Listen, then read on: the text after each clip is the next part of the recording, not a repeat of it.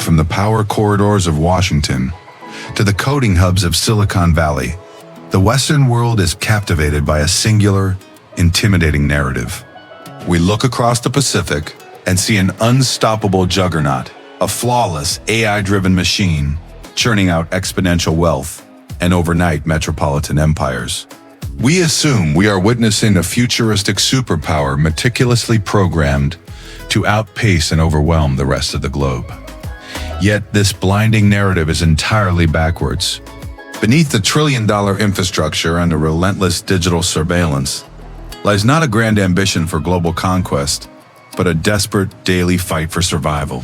Strip away the superpower facade, and you will find a fragile ecosystem constantly warring against its own fractured geography and the silent exhaustion of its workforce. The mechanisms we mistake for a master plan are actually extreme defense protocols, engineered to keep a staggering 1.4 billion people from violently tearing apart. This isn't the story of a nation conquering tomorrow. It is the story of a civilization fighting gravity just to stay whole. Walk through the glass-walled avenues of Zhongguancun in Beijing. It is widely known as the Silicon Valley of the East. The sheer physical scale is breathtaking. Giant corporate campuses belonging to tech titans like Alibaba and Tencent swallow entire city blocks. Inside these glowing futuristic towers, a generation of top-tier university graduates writes the code that powers the world's second-largest economy. In the West, the American dream promises a very simple linear equation. Hard work equals upward mobility. You grind, you innovate, you buy a house with a white picket fence, and you rise above your current station. But across the Pacific, this familiar equation has violently collapsed. The fluorescent lights in these skyscrapers never turn off. Yet, the people sitting under them are not sprinting toward a brighter, wealthier future. They are running on a treadmill that is slowly catching fire. There is a specific word for this creeping exhaustion: Neijuan. Involution. In the mid-20th century, an anthropologist named Clifford Geertz traveled to the island of Java in Indonesia. He observed local agricultural workers and coined this exact term to describe their plight. The farmers poured endless hours of backbreaking labor into tiny, densely crowded plots of land. They worked harder, sweating under the sun, refining their farming techniques. The soil yielded nothing more. The total harvest remained completely stagnant. All that extra human suffering produced zero additional wealth. Today, that exact agricultural tragedy has migrated from the rural rice paddies directly into the digital age. Involution now defines the psychological and physical state of an entire urban generation. More than 10 million highly educated university graduates flood a saturated job market every single year. To survive this immense human tide, they must surrender their lives to the infamous 996 work schedule. 99-6. You work from 9 in the morning until 9 at night. You do this 6 days a week. 72 hours of relentless, uninterrupted pressure. In a traditional Western hustle culture, you work late to earn a rapid promotion or to launch a disruptive startup. Here, you work 72 hours just to prevent your employer from immediately replacing you with a younger, cheaper, and more desperate graduate. The economic pie is no longer expanding at breakneck speed. The bitter fight is merely for a stagnant, shrinking slice. The math they face every morning is unforgiving. A software engineer in a major Eastern metropolis might earn what looks like a highly competitive salary on paper, but an average apartment in these Tier 1 urban centers can easily cost 50 times their annual income. To put that in perspective, a typical home in an American city might cost 5 to 7 times an average salary.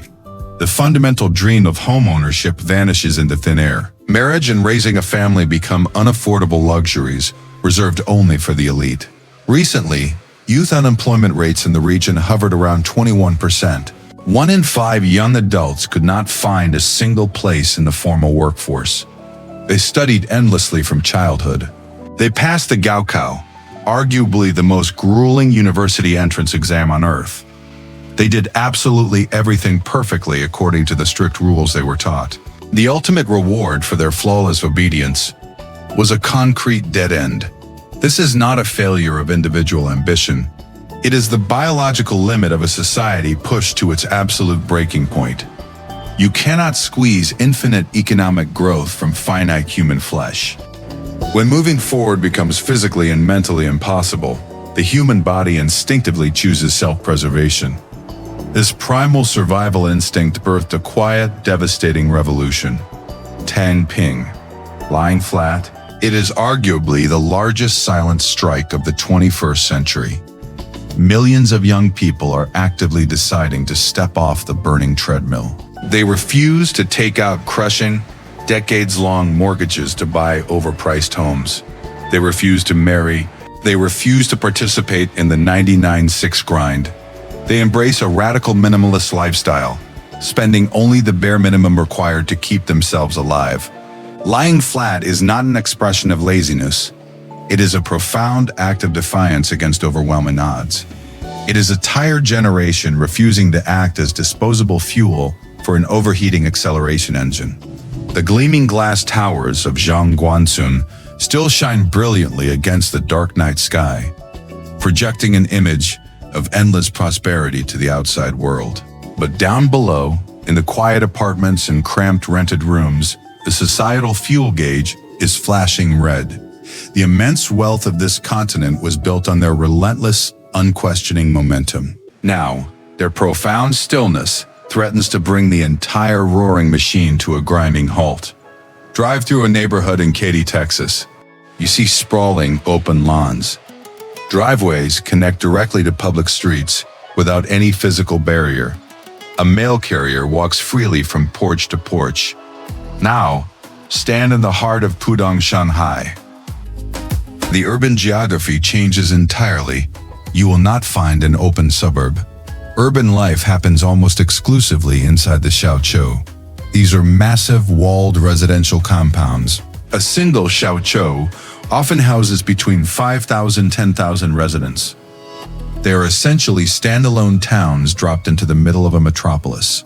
Western observers look at the intense social stability here and draw the wrong conclusion. They point to the ancient texts of Confucius. They talk about a deeply ingrained cultural obedience. We read about historical harmony in university textbooks and assume it applies directly to modern city streets. That is a romantic illusion. When a society is pushed to the absolute breaking point by exhausting work hours, skyrocketing rent, and a collapsing job market, ancient philosophy is not enough to keep the peace. A burned-out graduate does not simply choose to obey out of respect for tradition. What keeps this pressure bomb from detonating? It is not culture. It is poured concrete. Every Xiaoqu functions as an isolated fortress. 2-meter-high iron fences surround the entire perimeter. Barbed wire or thick glass shards often line the top of these barriers. You cannot simply wander in off the street to take a shortcut. Access is strictly bottlenecked through highly guarded security gates. To enter your own home, you must scan your face. Facial recognition cameras instantly verify every single individual stepping through the turnstile. If an issue arises inside, a labor protest, a health crisis, or a simple tenant dispute, authorities do not need to deploy riot police to lock down a massive metropolitan area. They simply close one iron gate. The neighborhood is instantly sealed off from the rest of the world. This architectural choice divides a sprawling city of 20 million people into thousands of microscopic, easily digestible cells. But the physical walls are only the beginning. The true control relies on a digital dragnet known officially as grid management. Planners literally draw lines over digital maps, chopping urban spaces into highly specific blocks. Each block is assigned a dedicated team. Across the country, an estimated 4.5 million designated community administrators actively patrol these microscopic zones. They are not armed police officers. They are your neighbors. They monitor who moves in, who moves out, who is pregnant, and who recently lost a job. They know if you had a loud argument with your spouse last night. They know if an unregistered stranger stayed overnight in your spare bedroom. They log this information daily.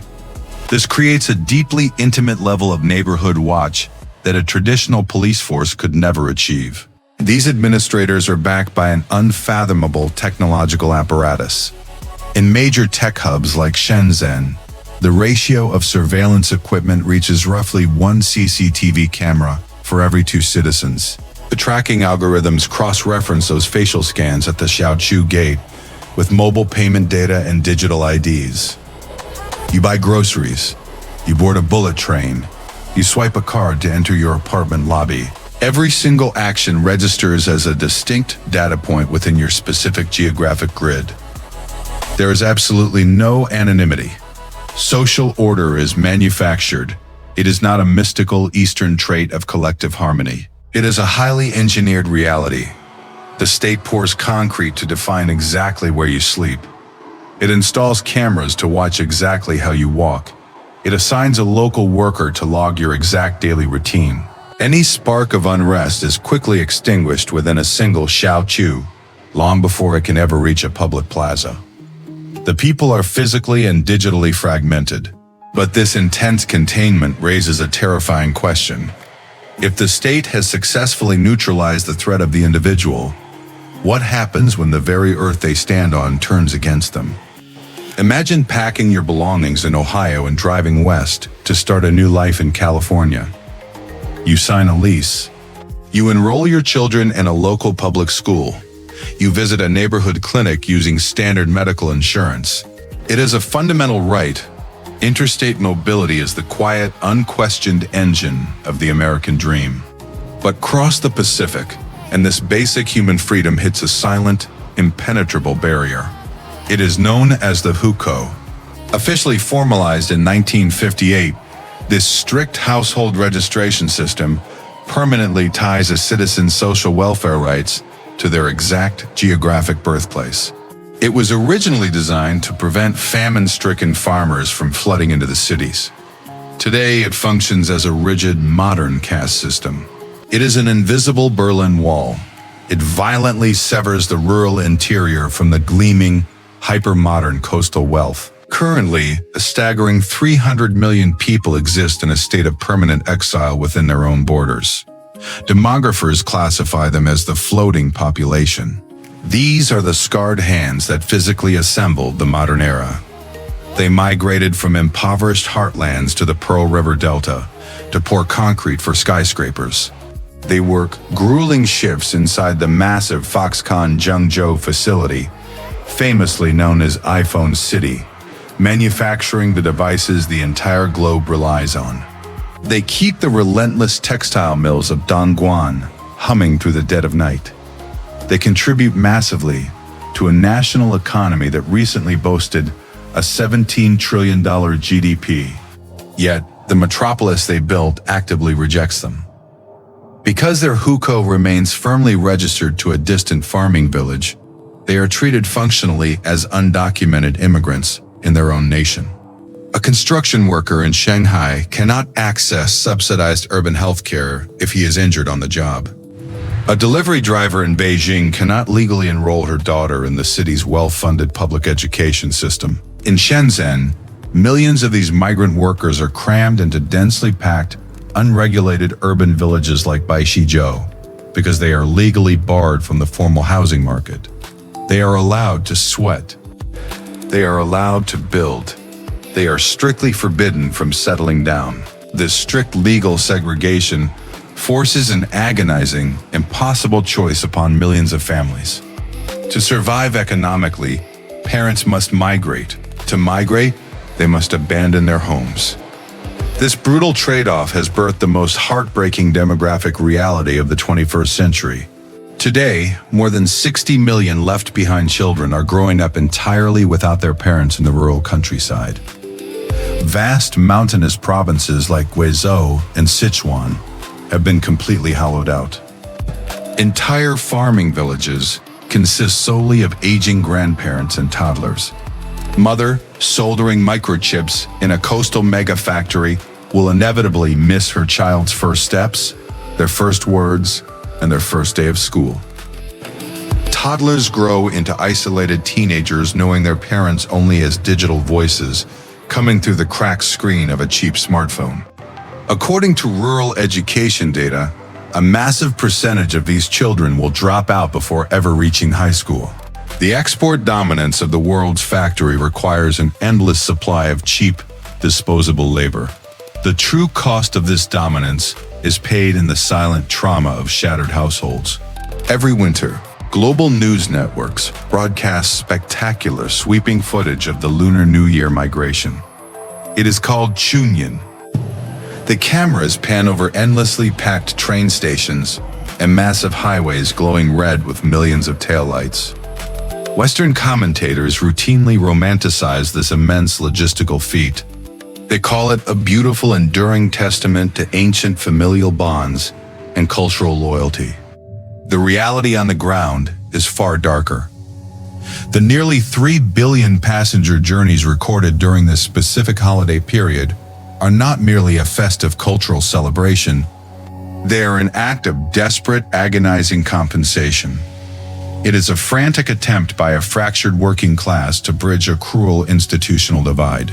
A factory worker will endure a grueling 30-hour standing room-only train ride just to hold a child who barely recognizes his face. This breathtaking mass movement of humanity is not a miracle of transportation. It is the direct, unavoidable symptom of sweeping economic reforms initiated in the 1980s, which deliberately fueled rapid industrialization by extracting labor from the countryside while denying those very laborers a permanent home. The economic miracle is undeniably magnificent. The speed of development has no historical precedent. But the foundation holding up these trillion-dollar skylines is not made of steel or concrete. It is forged from the enforced separation of hundreds of millions of nameless families. Leave the quiet desperation of those hollowed-out rural villages for a moment. Pull the camera high into the exosphere. Suspend yourself in orbit and look down at the North American continent. The United States possesses an unparalleled geographic jackpot. It is heavily shielded by the vast protective waters of the Atlantic and the Pacific.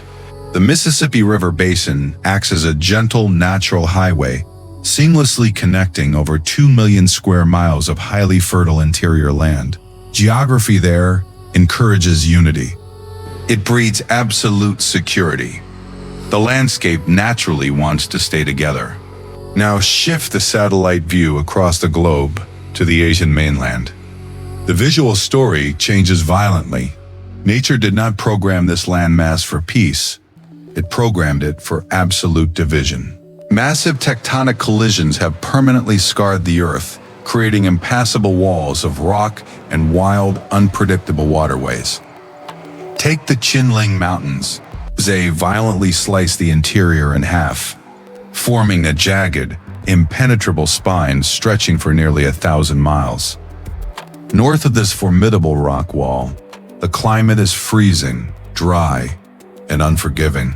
South of it, the air is suffocatingly humid and subtropical. You are looking at two entirely different ecological universes, distinct worlds that nature never intended to join, forced to share a single, fragile border. These natural barricades carve the land into fiercely isolated, highly defensible ecozones. Consider the Sichuan Basin. It is a massive fertile depression in the earth, completely ringed by brutal mountain peaks soaring over 10,000 feet high. In ancient times, weary poets wrote that traversing those treacherous cliffs was considerably harder than climbing directly to heaven. Further south, the vibrant manufacturing hub of Guangdong is physically walled off from the central plains of the Nanling Mountains. Waterways offer no easy relief. The Yangtze River creates a deep, unyielding physical divide, separating the wheat-eating cultures of the frozen north from the rice-growing populations of the humid south. The Yellow River snakes for more than 3,400 miles through the northern plains. It carries a heavy, suffocating silt and is famously known as the River of Sorrow. Its violent, unpredictable floods routinely wiped out millions of lives and erased entire ancient cities overnight. The rivers here do not gently connect. They conquer. When nature physically isolates people, history inevitably fractures. These distinct geographic pockets naturally breed different languages, different economies, and fiercely independent local loyalties. Whenever central authority weakens even slightly, the continent naturally tears itself apart along these ancient geographic fault lines. History confirms this bloody repetitive cycle. During the Warring States period, the land shattered into 7 distinct hyper-violent kingdoms fighting for absolute survival over hundreds of years. Armies of hundreds of thousands slaughtered each other merely to move a border a few miles across a river. Fast forward centuries later to the 1920s, and the exact same geographic nightmare repeated itself. The warlord era ripped the nation into heavily armed regional factions, plunging millions into unimaginable suffering and mass starvation. Local generals claimed isolated basins and mountain strongholds, acting as absolute kings of their own private domains. The continent naturally wants to break apart.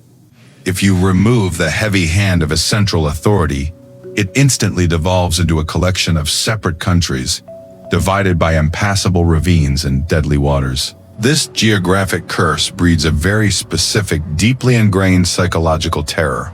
It is the fear of Luan, chaos, disintegration. A ruler sitting in the capital does not just worry about foreign invasions or economic slowdowns, they are terrified of the earth itself. They know the mountains and rivers actively conspire to tear their empire into pieces.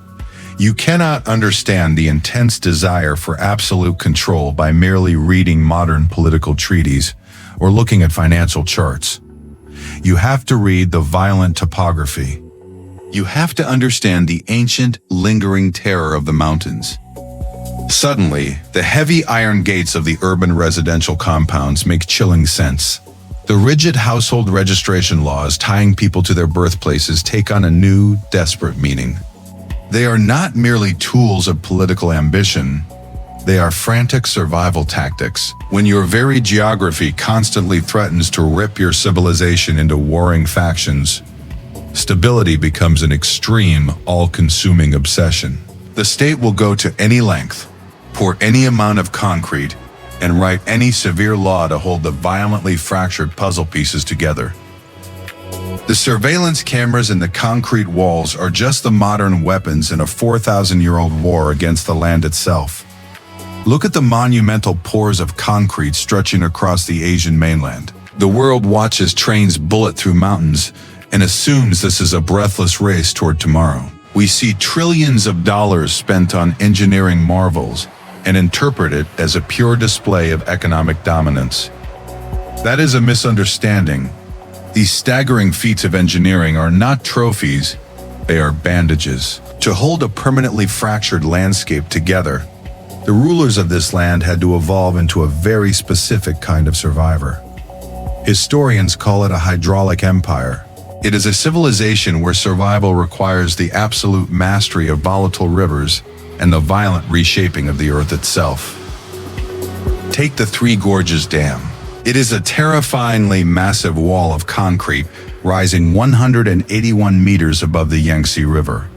Planners poured an estimated $31 billion into its construction. It was not built merely to generate electricity for a booming tech sector. It was built to strangle the devastating floods of a river that naturally wants to drown the densely populated cities built along its banks. The state must control the water, or the water will dissolve the state. This brutal struggle against geography is not a modern ambition. It is an ancient, lingering reflex. Go back to the early 7th century. The Sui dynasty faced a fatal geographic reality.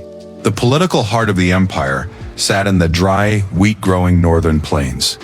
The economic survival of the nation relied completely on the wet, wealthy, rice-producing regions of the south. Nature provided no major rivers flowing from south to north to connect them.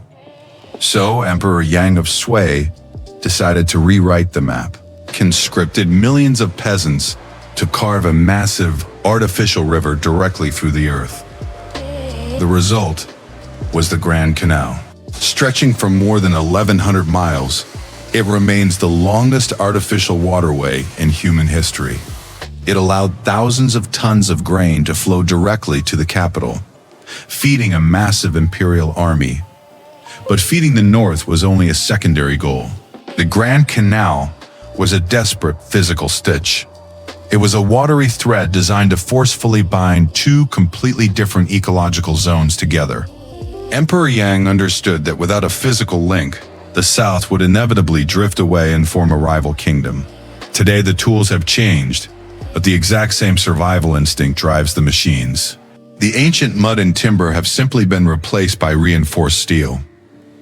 Look at the Jinghu HSR. This is the ultra-modern high-speed railway connecting Beijing and Shanghai. It spans 1,318 kilometers across mighty rivers and uneven plains. Trains hurtle down these sleek tracks at 350 kilometers per hour. To make this speed possible, engineers did not just follow the natural terrain. They paved right over it. They constructed the Danyang-Kunshan Grand Bridge, suspending the tracks in the air for an astonishing 164 kilometers straight. You are looking at the modern equivalent of the Grand Canal. Right now, there are over 40,000 kilometers of these high-speed rail lines crisscrossing the country. They blast through the impassable rock faces of the Qinling Mountains. They bridge the massive, terrifying chasms of the southwest. They do not just move people, they shrink the geography. And the battle to master the water continues on an even grander scale. The South to North Water Transfer Project is quietly moving billions of cubic meters of water across the continent. With an ongoing price tag exceeding $62 billion, it uses massive underground pipes and elevated aqueducts to pump the Yangtze River upward into the bone-dry industrial cities of the north. They are literally defying gravity. They are manually correcting the mistakes of nature to keep the northern half of the country from dying of thirst and sparking massive social unrest. The staggering speed of this modern development is meant to awe the outside world, but internally it serves a much darker vital purpose. These railways, bridges, and massive water transfer routes, they are steel threads. They are artificial veins pumped full of capital and concrete, designed to sew a broken continent together. The land desperately wants to splinter. The geography actively demands division. The sheer scale of modern infrastructure is the only thing heavy enough to pin the map down. The trains must run at impossible speeds. The dams must hold back impossible amounts of water. If the pouring of concrete ever stops, the ancient geographic fault lines will violently tear back open. Look closely at the ruins of the Roman Empire. For centuries, a single spoken and written language, Latin, bound the vast European continent together. Soldiers marching across Britannia, merchants trading in the Mediterranean, and politicians debating in the capital all shared the exact same vocabulary. But the Western world relied on a fatal linguistic invention to hold its territories together: the phonetic alphabet. It is a brilliantly efficient tool for learning, but it carries a hidden terminal curse for an expanding empire. It strictly records sound. Sound is incredibly fragile. It bends, stretches, and breaks with the wind. As physical distance slowly separated populations across harsh mountains and wide rivers, their daily pronunciation naturally mutated. A rugged farmer in Gaul began to sound vastly different from a wealthy merchant in Hispania, because the letters on the parchment faithfully tracked those spoken audio cues. The written words inevitably fractured along with the voices. Latin shattered into French, dissolved into Spanish. It splintered into Italian. By the Middle Ages, the shared language was completely unrecognizable. When the communication broke, the collective identity collapsed entirely. The unified empire died, never to be resurrected. Now, across the globe to the east, a completely different linguistic technology emerged to solve the exact same problem of geographic vastness. In 221 BC, Emperor Qin Shi Huang achieved something far more permanent than burning rival cities or slaughtering opposing armies. He standardized a written script across the entire newly conquered landmass. He did not attempt to impose a single spoken tongue on his massive, fiercely diverse domain. That would be physically impossible without modern mass media. Instead, he deployed an ingenious, silent solution: logograms. This specific type of writing does not care how you move your lips. It does not record the movement of your tongue or the vibration of your vocal cords. It directly records the concept itself. It encodes pure meaning, bypassing the ear entirely to speak directly to the mind. Imagine two strangers meeting in a bustling, crowded market today. One hails from the freezing northern plains and speaks standard Mandarin. The other travels from the humid southern coast and speaks Cantonese or Hokkien. They open their mouths to converse. They cannot understand a single syllable the other produces. Their spoken tongues are as mutually incomprehensible to each other as English is to Russian or German. The phonetic sounds clash and fail completely in the open air.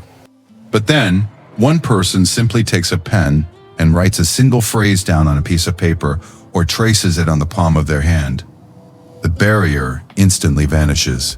The communication is absolutely flawless. They do not share a voice, but they share a mind. Look at the character Ren. Ren. It visually represents a human being taking a stride. A northern merchant reads it with one sharp, abrupt sound. A southern sailor pronounces it completely differently, perhaps with a softer, lingering tone. Yet the precise visual strokes communicate the exact same profound meaning to both of their brains. Consider the character Jia, meaning family or home. It visually depicts a pig living safely under a roof. When that specific arrangement of ink hits the paper, it summons the exact same ancient agrarian history for every single reader. It reminds them of a time when livestock meant wealth and a roof meant survival. It creates an immense, shared mental ecology. The written word acts as a massive, silent gravity well. It ties 56 diverse ethnic groups, spread across radically different climates, to a single, unshakable cultural truth. They do not have to sound alike to belong together. This linguistic choice did more than just conquer geographic space. It froze time itself.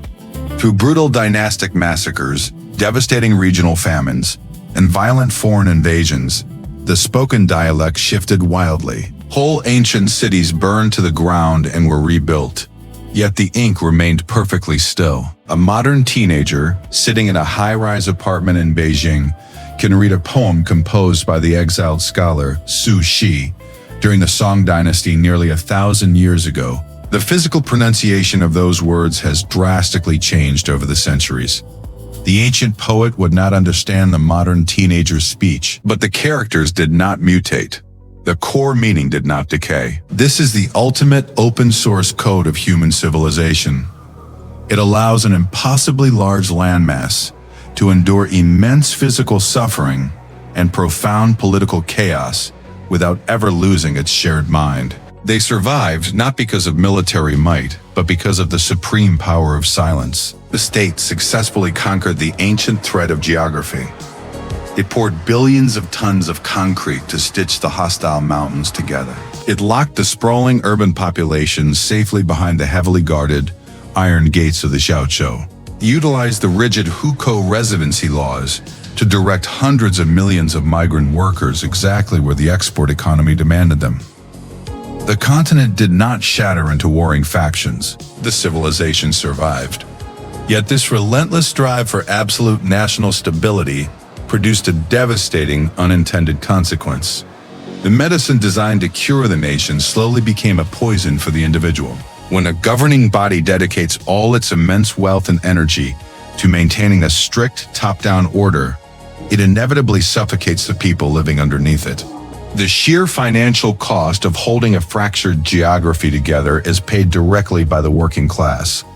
Just look at the staggering debt accrued by local municipalities in 2000-2003, reaching an estimated $9 trillion simply to fund and maintain this endless construction. Look closely at the demographic reality of the 2020s. The raw data reveals a terrifying, completely silent collapse. In 2002, the national population officially shrank for the very first time in 6 decades. The total fertility rate recently plunged to an estimated 1.0 births per woman, sitting dangerously below the vital replacement level of 2.1. Young couples are simply refusing to reproduce. The official marriage registrations in 2,203 hit their absolute lowest point since the late 1970s. These numbers tell a grim story of a society aging at an unprecedented speed. By the year 2035, an estimated 400 million citizens will be over the age of 60, requiring massive medical care and pensions from a rapidly shrinking workforce. The state has built a flawless, futuristic high-speed rail network. Soon, those magnificent bullet trains will connect aging, increasingly empty towns. This demographic freefall is not a sudden, inexplicable mystery. It is the direct biological consequence of Neijuan. An ordinary 25-year-old software developer in Beijing cannot afford to care about the engineering glory of a 1,000-mile water aqueduct. They are trapped in a microscopic, windowless, rented room. They work 72 hours a week just to afford basic groceries. The heavily monitored gates that keep the metropolis perfectly safe also trap them inside a breathless, hyper-competitive race to the bottom. The national economy demands constant, grueling momentum to pay for its trillion-dollar infrastructure projects. The human body simply cannot sustain that level of constant, unforgiving extraction. In cities like Hangzhou, once famous for its vibrant tech boom, cafes are now filled with unemployed graduates sipping cheap tea, staring blankly at their screens, entirely priced out of the modern dream. When the daily pressure becomes physically unbearable, the individual cells of the society simply stop functioning. This is the true, underlying power of Tang Ping. Lying flat is a profound biological rejection of the relentless demands placed upon them. The exhausted youth are quietly refusing to maintain a heavily engineered society that extracts their youth, but offers them no affordable future in return. They stop buying cars. They stop taking out 30-year mortgages on unfinished apartments. They stop having children entirely. It is a quiet strike against a reality that demands everything and promises nothing. History holds a grim warning for this exact type of civilization. Every great hydraulic empire that relies on monumental engineering and total control eventually reaches a fatal tipping point. They achieve absolute physical dominance over their unpredictable rivers and rugged mountains. Then, they slowly begin to rust from the inside out. The Ming Dynasty built the iconic brick walls to stop foreign armies, but they ultimately collapsed from exhausted, starving peasant rebellions from within. The grand strategy to prevent the violent tearing apart of the landmass has inadvertently crushed the spirit of the people meant to inherit it. The emperors of the past feared the devastating flooding of the Yellow River. The modern rulers face a completely different existential threat. The surveillance cameras can easily detect a riot in a crowded public square. A concrete dam can easily hold back 1 trillion gallons of floodwater. But no piece of technology can force a depressed, exhausted generation to fall in love, buy a home, and build a family. They have successfully survived the terrifying ancient forces of nature. Will they survive the quiet, devastating exhaustion of their own children? When American policymakers look across the Pacific at the Asian mainland today, they often misread the fundamental nature of the competition. They assume they are engaged in a standard geopolitical rivalry against a conventional rising superpower, a mere battle for economic supremacy. That is a dangerous miscalculation. What the United States and its economic allies are actually witnessing is the largest, most volatile societal stress test in the history of human civilization. Imagine a nation not as a physical landmass, but as a vast piece of software. You are looking at a deeply closed source operating system. It was originally coded exactly 4,000 years ago along the muddy banks of the Yellow River. Its foundational programming was designed to accomplish two very specific, brutal tasks. It had to control catastrophic river floods and manage a massive, illiterate agrarian peasantry. It was engineered to prioritize collective survival over individual liberty. It was built solely to endure. Now fast forward to the 21st century. That exact same ancient software is being forced to run an impossible